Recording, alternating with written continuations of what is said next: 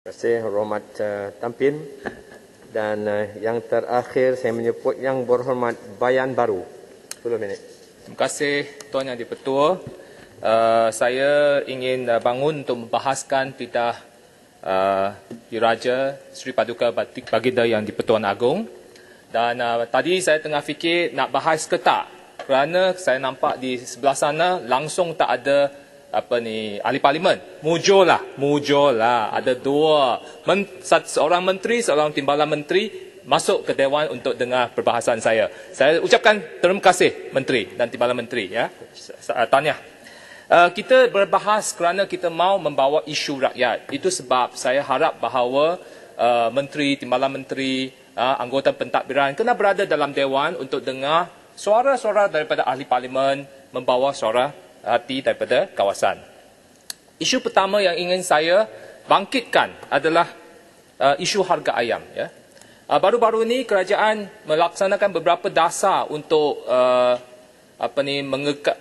mengawal kenaikan harga ayam.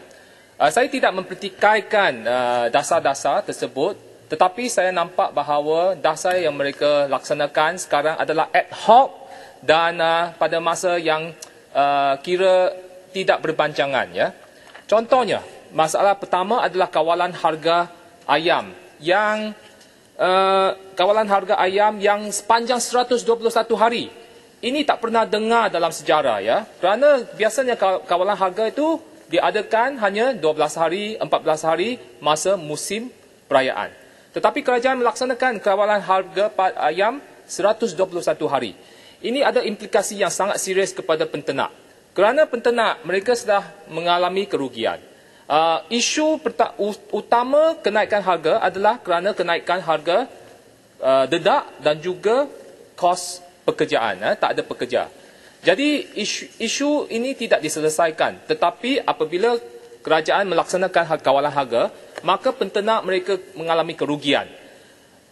Kalau mereka mengalami kerugian, maka mereka tidak mau menternak kerana kalau kawalan harga itu ditetap 120 hari, satu hari, mereka rasa saya hanya comply to my contract, ya, supplier contract sahaja. Yang lebih saya tak mau menternak. Maka sekarang berlakunya kekurangan di pasaran kerana isunya adalah dasar kerajaan yang tidak tepat. Ya. Jadi saya rasa kerajaan harus kaji semula. Kerana kawalan harga itu distortion of market. Ya. Jadi kita mau bahawa KP dan HGP, janganlah panjang sangat. Sekejap untuk musim perayaan, okey. Tapi 121 hari itu terlalu panjang. Isu kedua adalah tentang AP. Sekarang kerajaan memberi AP untuk mengimport ayam bulat. Kita tahu bahawa 35 syarikat dapat. Ya. Pemberian AP ini, selama ini MAFI dan juga DVS resist. Dia cuba halang pengumpulan AP ayam bulat. Kerana kalau kita banyak import, dia bergantung kepada pengimportan, bergantung kepada negara lain. Penternak di negara Malaysia ini akan terjejas. Mereka yang kecil-kecil itu, mereka tidak dapat bersaing dengan syarikat besar daripada Vietnam, China. Maka mereka untuk memastikan penternak di lokal ini boleh survive, mereka, dan kita memang bagus juga, banyak yang menghasilkan ayam dan tidak perlu import.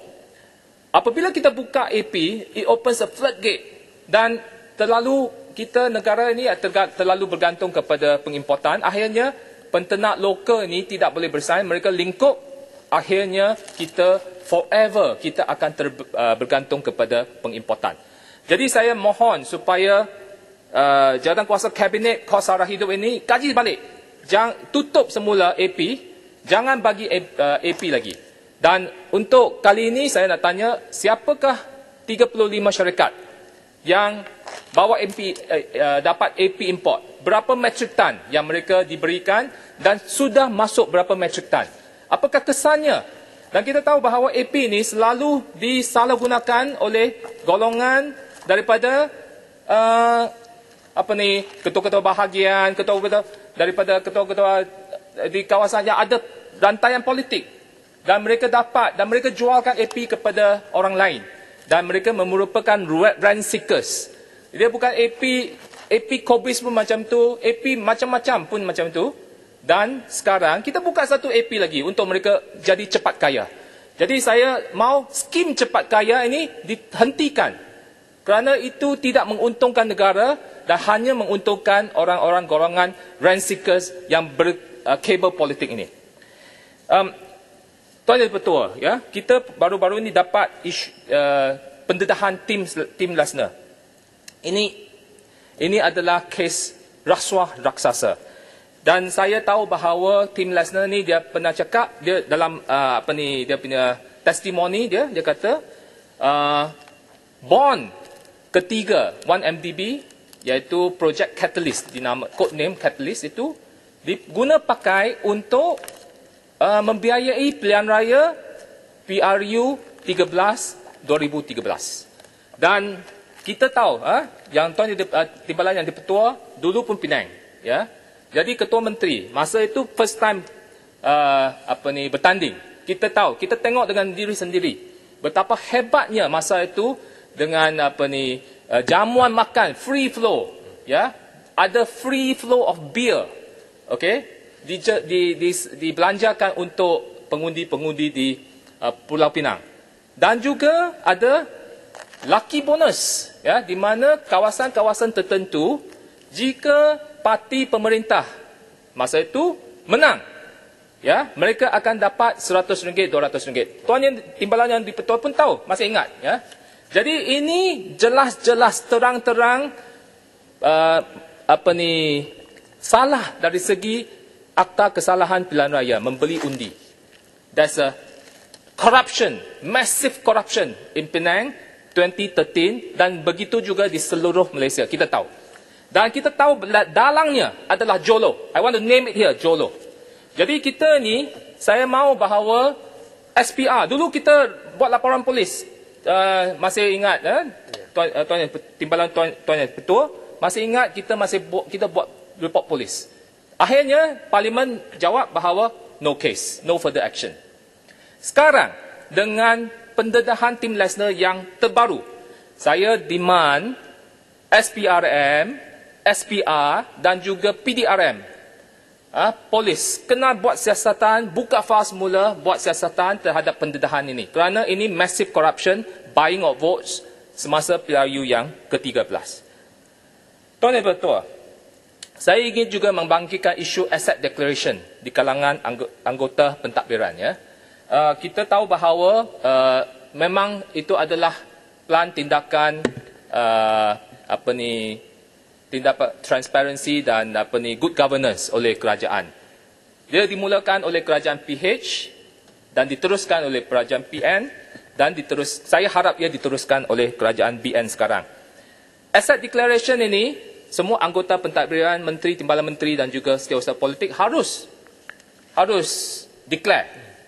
Tetapi baru-baru ini saya cek dengan website asset declaration itu sudah tak ada update yang terbaru. Ya, dulu semua details diletakkan. Berapa aset, rumah ada, kereta ada, berapa nilai seseorang, gaji berapa, semua details boleh download, boleh baca sendiri. Sekarang dia hanya tunjuk sudah declare ke atau tidak. Dan yang terbaru, ya, menteri yang terbaru, contohnya Menteri Belia dan Sukan yang baru dilantik dan Menteri Agama yang baru dilantik. Saya cuba cari, tak ada asset declaration.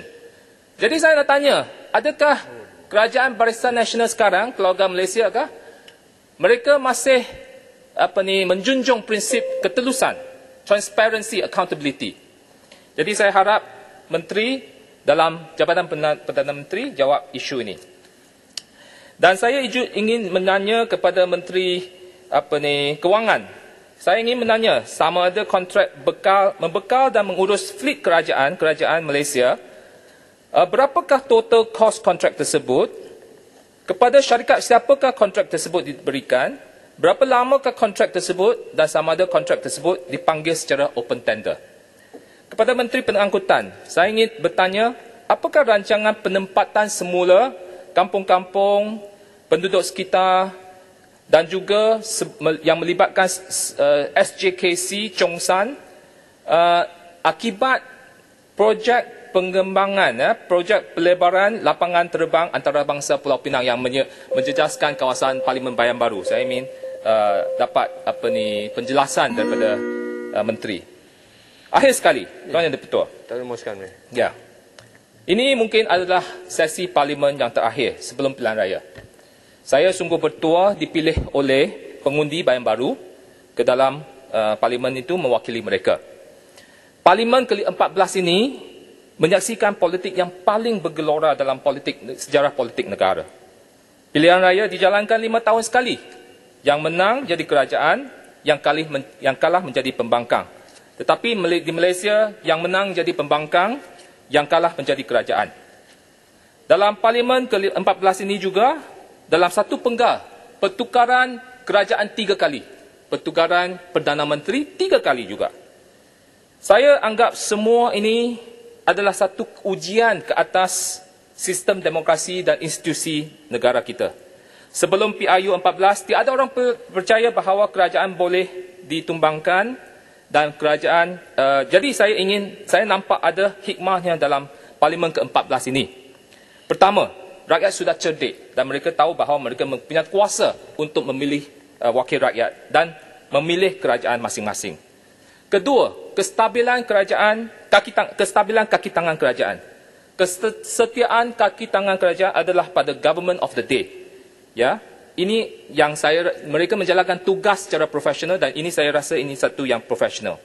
Dan ketiga, penyelewengan dan rasuah elit politik itu tidak dapat disembunyikan kerana suatu hari kerajaan mungkin akan tukar.